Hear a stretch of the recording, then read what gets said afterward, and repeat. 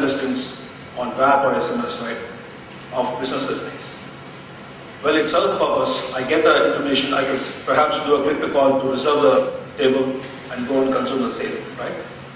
But how can you make it more compelling?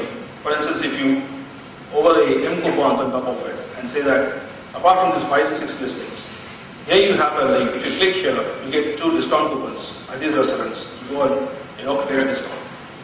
Similarly, if I'm looking for a travel deal, as a last-minute deal, a travel partner XYZ wants to give a 10% discount on the air ticket, on domestic air ticket. So if I click and consume the sale right there by booking a ticket, I get 10% discount. So look at the benefits across, the ecosystem. For the consumers, for the advertisers, for the service provider, it's benefit across all players. So that's what I mean by partnerships. If I were to create the entire application myself, I could do that. The company that, we have the resources, we have the time, but is it the right approach? The right approach is to have, strong partnerships in the ecosystem, and all of us stand to gain. And what I call collaborative innovation. So in my experience, it's so unfortunate that when we talk to service providers, and these are very large service providers in this company, in this industry, the favorite line they take is that you tell us what to do, we will execute, right? So it just doesn't benefit in a partnership. In a partnership, irrespective of your size, you need to have equal responsibility, joint responsibility for innovation. Of course, there are players who have been aggressive with us.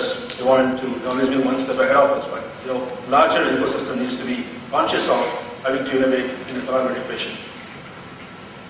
Lastly, I don't want to certainly delve deeper into this. This has been discussed often, time and again, multiple fora. The need for having sustainable alternate business models. Now, I don't believe in a personal view that the ecosystem today is healthier, and that goes back to a large extent to how the ecosystem is being rewarded in terms of revenue shares, mind share, etc., etc. So we need to create, in the long term, sustainable business models. And one of the things that we could perhaps look at is creating strong D2C brands. Now, I've taken the example of MyToday, taken the liberty of saying MyToday just as an example. It's not the only service which has been successful, but that comes to my top of my mind. The last 1 year, they've done about 4 million unique users.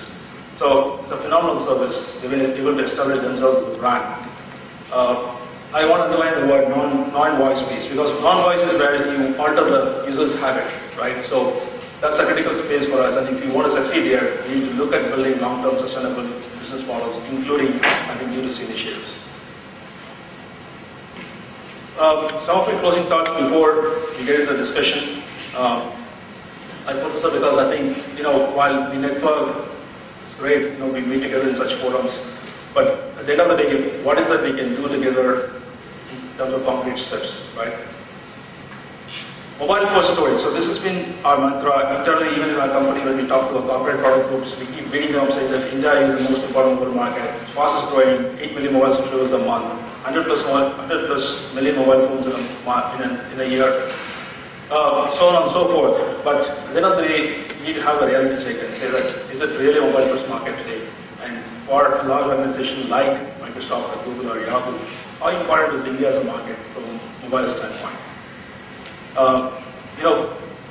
I often see MSN Portal, which is being run by my colleagues, has very good content from movies, especially Bollywood. But when I ask them, where do they get the same content from mobile? They say, the content owners are refusing, they don't have rights. And why don't they have rights? Because the revenue expectations of mobile are not met by carriers or service providers. The question that I have is, what we can talk about is, why is it different yardstick for web and PC web and mobile web, right?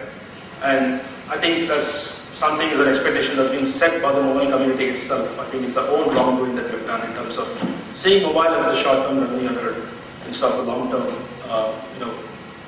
ROI provider.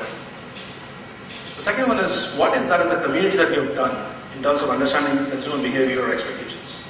While I get a bunch of reports today, research reports, which talks about what consumers want or how they behave in international markets, I haven't seen a single report from the Indian market. And what have we done as an ecosystem to do that? And why can't we come together in terms of sponsoring some studies, which can be used across the ecosystem, right? It's going to benefit all of us. These are the shared learnings that we should definitely have. Again, as I said, partnerships, I firmly believe that, having winning partnerships is the way to go in this market. We could do, one of us can go and build a search engine today, but is it really scalable? Is it the core competence that we have? Instead of it, can we build applications on top of an existing search engine, and can we work on many partnerships?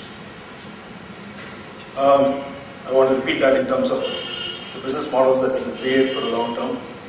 And finally, this is my favorite in terms of mobile marketing. Right? So we work closely with advertisers, publishers, end users like Hindustan Lever, Procter & Gamble.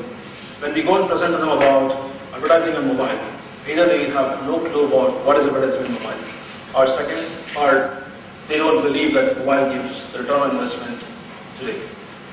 I think it's all about educating them about why advertising on mobile is important. So we take an example. One of our largest OEMs for Windows Mobile, I won't take the name here, but when we approached them saying that why are you not advertising on mobile internet, they said it's not going to give us the returns that we want.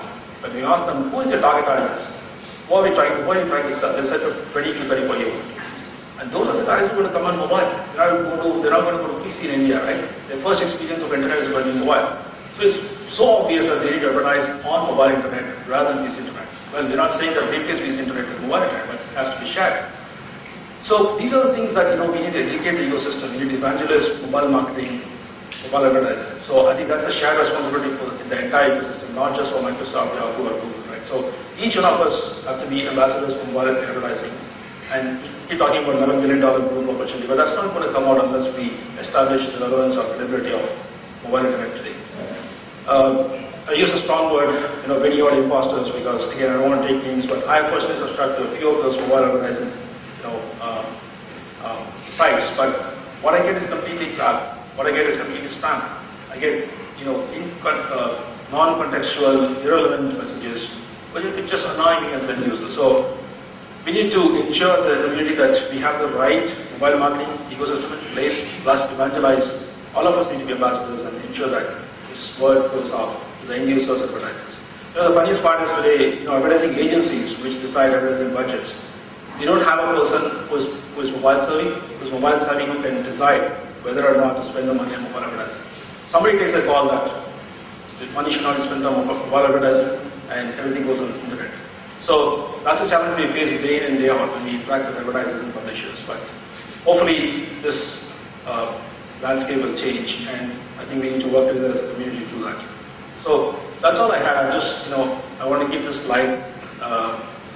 Happy to connect. This is if you follow up questions and want to really take some of the things forward, glad to be connected. And any questions, thoughts, feel free to express.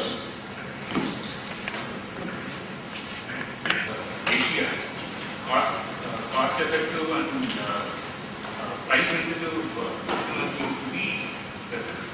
So even in this market, is there a 5 to 10% premium market for which a variety of these applications would be useful? And will the 3G policy and the WiMAX policy herald new users? So this is the classic dilemma that we have as a company. So when we go and present to our executives that, this is a 331st million subscriber market and with a million plus market size going to 3 billion in the next 2 to 3 years. I said, the view that, the struggle to take is whether we need to compete today, which is the least common denominator, which is the SMS-based services. Are we really built as a company to compete in that space? Or should we invest for the future in terms of when 3G comes in? Maybe 2 years down the line, and we go and take that market with rich applications. So, while that debate goes on, I think my personal view is that while you should have your offerings, like for instance, today we have things like videos on mobile, etc. We are working on a social networking product which is going to be completely different from what others offer. But that's for, what you say, like premium 5% of the segment.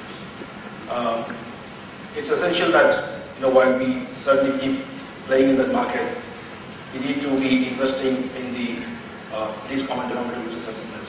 And the route we always take is in terms of partnerships. If I believe that, we have strong partnerships. We have strong partnerships to play in that market in a